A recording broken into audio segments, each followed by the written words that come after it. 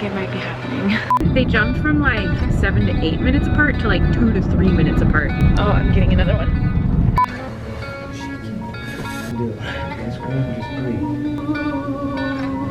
Around 8:30, I got a text from my wife. She said that she had 3 contractions in a row. And I texted her back, hey, do you need any help? And she didn't reply. But that was only after she started screaming a bunch because she had a panic attack.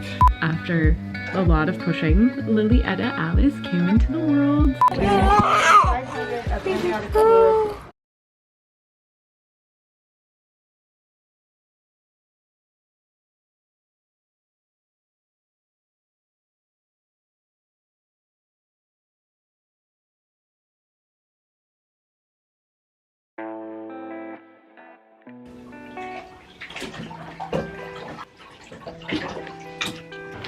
Okay, so I think it might be happening. I'm in the bathtub, so this is a new place to film. It's currently 12:56 a.m.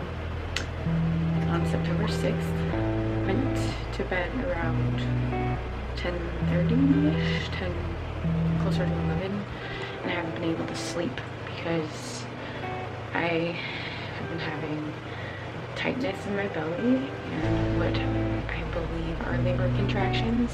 Oh, you guys can probably hear like the fan in the background. I'm so sorry. Maybe I should turn that off. I've been feeling some like tightness in my belly for like the last couple of days, and it's really just been painful. Kind of just chalked it up to possibly being constipated or maybe it being gas. It's kind of hard to tell like if it is it or not, because like it makes it harder to kind of differentiate between like what's going on exactly. What I've been feeling so far has been a lot more painful so far than with my sun jacks, and so far they're coming every 10 minutes apart. So I thought I would just get into a warm bath and just sit to kind of maybe alleviate that pain, and as soon as I sat down the pain just got a lot better. So I'm just gonna sit here and see if the contractions keep coming at around 10 minutes. September 5th was my due date, and it came and it went, and yeah, the contractions started right at the very tail end. Right now Tim's packing some things, and you know, we'll see what happens. Maybe we can go back to sleep, or maybe we'll be having a baby soon. Okay, so here is what is happening. I called labor and delivery. At the time that I called labor and delivery, my contractions were weird. They're going from like 10 minutes apart to 5 minutes apart, or 6-ish minutes apart, and then back to 10. So they were like, okay, like drink water, lay down on your left side, see what happens, do that for an hour. So I did that for an hour, and the contractions didn't stop, and they got a little bit more consistent at about like almost 10 minutes. A little under 10, and they were about a minute and a half in length. It is now 3:30 in the morning, and we're exhausted. I haven't slept at all. Tried sleeping, it wasn't working. They want me to call back when I have my contractions are 5 minutes apart. I'm gonna be so tired at the end of this. I'm so tired right now. Like, how am I gonna have the energy to like push a baby out at this point? I'm delirious. I asked him to make me a bagel with bread on it, and I meant butter. Wow, it is now 8:30 a.m. in the morning, the exact time I did not want to be driving on the road to the hospital because traffic is usually insane. It's about a 40-minute drive, and I'm really nervous. Basically, they said call again when it's 5 minutes apart, lasting a minute in length for over an hour. They jumped from like 7 to 8 minutes apart to like 2 to 3 minutes apart, and I was not having that. And they went back to 5. I called labor and delivery, and they were like, yeah, just come in. So we're going, and I'm having contractions 4 minutes apart now, so that's fun. Oh, I'm getting another one.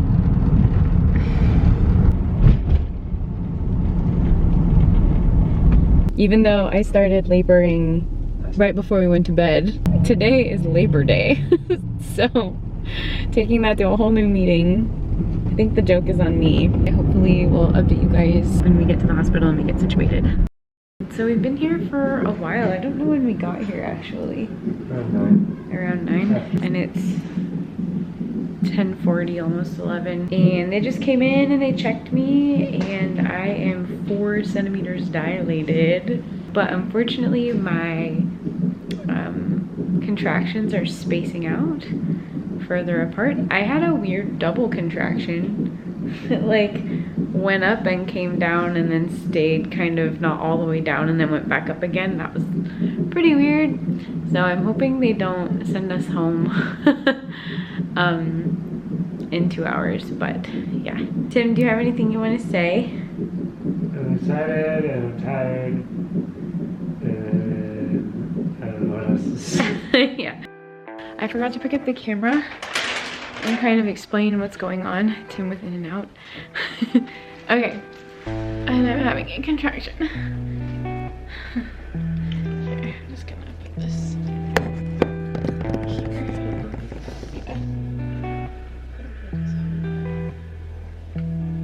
Okay, this is like my millionth take. So we were at the hospital and they were checking me and I was 4 centimeters dilated. They checked me 2 hours later. I was still 4 centimeters dilated, and so they decided to let me go. But we kind of live far away, so we are staying at Tim's friend's parents' house and we're watching Smallville in the background. We've been binge watching that, right, Tim?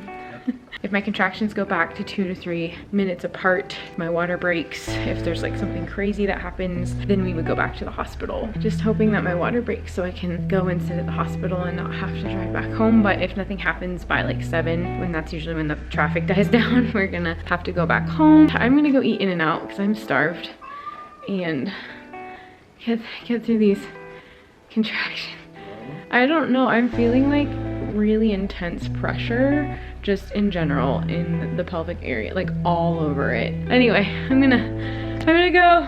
I'm gonna eat some In-N-Out. It's gonna be delicious, and yep. Talk to you guys later. Oh. So I am back in the hospital. It is 6:20ish. I just got checked and I'm at 5.5. There was a lot of painful contractions going on at the house and I just felt like I needed to come back. I don't know, I was trying to listen to my body. We called labor and delivery and they said to come. And then like on the way over, my vision got weird. I was getting dizzy, but then like I kind of feel like there's a filter over my eyes and it's cloudy. But they're gonna get me hooked up to an IV and give me some antibiotics because I tested positive for strep B, which isn't really a big deal as long as you get the antibiotics. But they have to give me like the heavy stuff because I'm allergic to penicillin, and then the other stuff that they normally do, it won't work on me for some reason. I don't know all the details, but I just have to relax. I'm exhausted. The nurse recommended that I try and get some sleep between contractions. We'll see. They're coming in every 5 to 6 minutes now, so I'll keep everybody updated. And I'm going to sleep. Bye. Oh. Do it. Don't scream, just breathe. Good job. Good job.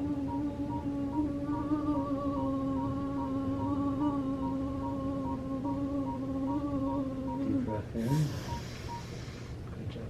Not gonna stop till she's out. Right? God, I better not come in and I'm only dilated to 6. I'll be so mad. I'm so tired. Around 8:30-ish, I went down to the cafeteria to go get some food. And as I was eating the sandwich that I bought, I got a text from my wife, and she said that she had 3 contractions in a row. And I texted back, hey, do you need any help? And she didn't reply. So I thought it would probably be a good idea to go back up and check on her. And when I got back, there were a few nurses in the room, and she was talking about how her hands were really itchy and her scalp was really itchy, and I could tell that she was kind of in a panicked state. It was pretty intense to walk into because I could tell she was just really agitated. We sat there for a little bit and the itchiness in her hands got worse. She couldn't stop itching her hands, and so the nurses brought in ice, but that was only after she started screaming a bunch because she had a panic attack because she Just went through a bunch of contractions, and the itchiness for some reason just all of a sudden started, and it was just a lot for her to handle. Thankfully, we're like right across from like where all the nurses sit, so basically all of them heard her scream. There's like 5 of them in the room when they were taking care of her hands and her scalp and stuff. So that was really awesome that they were all so helpful and available. They eventually figured out or decided that it was due to some antibiotics that she had to be given because she's allergic to like penicillin and amoxicillin and all this other stuff. Thankfully, they gave her some Benadryl so that it took away the itchiness. Labor basically just started right in the middle of all of that. Her contractions started getting really close together, they started getting really intense, and she couldn't really focus on her breathing as well as normal just because of all of the panic stuff that happened. She decided that she wanted an epidural, which we were going to try to not do, but she ended up asking for because she just couldn't calm herself down. It was just a lot to handle, and I don't blame her for it because that was tough. It was tough for me to watch too. I got a little emotional, tried to hold it back because I wanted her to see me as her support and not that I was breaking down too. They put the epidural in, she started feeling better. Now she's on her left side, and hopefully she'll start sleeping. And when we wake up, we can start having a baby. So yeah. Hey guys, Future Danny here. I just wanted to get on camera and talk a little bit about what happened from my point of view. Also, I wanted to say that about this time in filming, unfortunately, a nurse came up to me and told me that I wasn't allowed to be using my camera. Luckily enough, I did have a nurse that grabbed my camera at the very tail end when she was about to be born, and she started taking pictures, and somehow she knocked my camera into some sort of picture video mode, so it was doing both at the same time. I have these like really weird short videos, but I do have some video of her being born. I'm going to be filling you in on everything that happened from my point of view, as well as what happened when the camera wasn't rolling. So just to kind of give you a little bit of an idea of where we were at before the panic attack happened, we were exhausted. Normally when you're in a hospital, you have people coming in and out of your room like every 1 to 2 hours. It's not really the most restful place. And then on top of that, I'm in labor. This nurse that was on duty, she would not leave our room. There was kind of an issue with like her putting a monitor on me that was wireless and me being allergic to adhesive, and so she felt would feel better if she had taken it off of me, even though there was a lot of other adhesive on me for other things that they had hooked up to me. I don't know, it was just kind of weird asking a nurse to leave your room so that you could get some sleep and then having her say no. She said it would only take a few minutes to take this monitor off of me. Once she took it off, she continued to stay in the room for like hours and hours. We hadn't slept for the entire night before, and this night specifically. This nurse had finally left. Tim decided that he was gonna go get food because he was starving. So he leaves, I'm alone in the room. I had 3 contractions in a row. I texted Tim, told him that I was having 3 contractions in a row. And then after I texted him, I had a 4th one. It was very, very long. And then during the 4th contraction, my hands started to itch. In the span of like 2-3 minutes, the itching went from a 1 in itchiness out of 10 to like a 10. So at the point that my itchiness in my palms was about an 8, I was like, something is not right. So I'm trying to fumble around and like find the little like call button remote thing that like, it's like a TV remote, but also you can call your nurse on it. The IV kept catching on the side of the bed while I was itching. I kept having to like maneuver it so it wasn't gonna like rip out of my arm. At some point, I started having itching in my head, and then that grew like to a 10 out of 10, and I was itching my head so hard that I literally felt like my head was gonna bleed. It was like my hands itched really bad, and then my head itched really bad, and my hands didn't itch as bad, and then my head stopped itching but my hands were itching. I don't even remember Tim coming back at this point. Started getting some really intense labor contractions, and my guess is because I was already kind of panicking. I have heard that when you're in labor, or if you're fearful, that the contractions tend to get worse, and that's exactly what happened. I went from being able to manage them but they were painful to like, oh my gosh, this is insanely painful and I'm itching and I don't know what's happening. Started getting those contractions and I just yelled as loud as I could, and I remember once I yelled, like 4 or 5 nurses just like ran in and took the antibiotic off, and they gave me Benadryl, and I was better after that. I sat on a birthing ball, and then they said that they were going to come in and check me to see how far dilated I was. You guys, earlier in the video I said it would be awful if they came in and said that I was only at a 6. They came in and they told me I was at a 6. So we'll say that I came in about 6:30, and I got checked and I was at a 5.5, and then I got checked 8 hours later at 1:30 a.m. in the morning, and I had only dilated half a centimeter,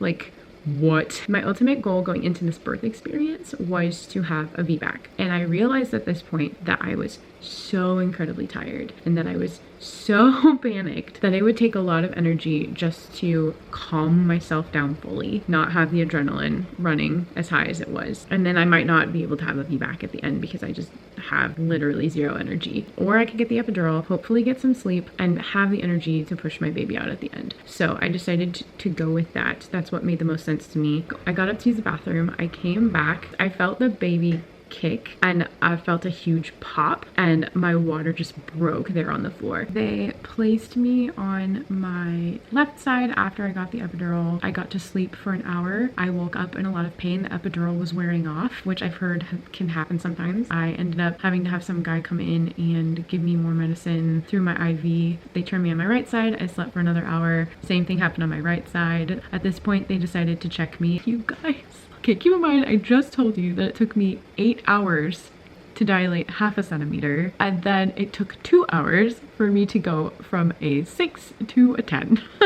Like, what? So that's like 4 centimeters that my body was just like, okay, now that you're sleeping, now that you're resting, you're gonna dilate more. I pushed for the first 2 hours with that nurse that I wasn't really working well together with. She just really wanted me to take very shallow breaths. And then after her shift was up, a team of like 4 and 5 doctors, nurses, just people came into my room. I pushed for another 1.5 hours and not really getting a whole lot of momentum. One woman came in, I believe she was the doctor, and she said that if I didn't get the baby out in an hour, that they were either going to try to suction my baby out or that they were going to have a C-section or do both, because if you have a failed vacuum attempt, then they have to go straight to an emergency C-section. After hearing that, all these women came together and they had so many tricks to try and get this baby out. The first one was that the doctors and nurses noticed that Lilietta really favored my right side, and so she wasn't exactly centered in order to come out. They had me lay on my left side while pushing, and that helped to get her down to where she needed to go. So you're supposed to like push 3 times in a row with kind of a short, quick breath in between each push. And after my 3rd push, every single time I would feel immense pain in my stomach and I felt like I needed to throw up. And I think I didn't realize that those were contraction feelings because I had the epidural. Like, the epidural was working, but I could still feel like parts of my body. This woman said that she thought that I was just having really long contractions. She said, I think you're a 4-push woman. So when you're having contractions and you push, it actually relieves that pressure and it doesn't feel as bad. She had me push a 4th time and the pain went away. The 3rd thing that really helped me was I was offered Pitocin, which was not something that I initially wanted to do. Pitocin is a medication that they give to women when they want to induce you and start labor, not on its own. At this point in the game, my contractions were spacing out and they weren't as strong. So they offered me Pitocin to kind of kickstart that and help me get back into labor. The 4th and final thing that really helped me was they put this bar up and they tied a bed sheet around it with 2 knots at the ends, and they had me pull up and push at the same time, which is just to give me a little bit more like of an oomph, I guess, after a lot of pushing. Lilietta Alice came into the world, and I actually have those videos for you, so let's enjoy.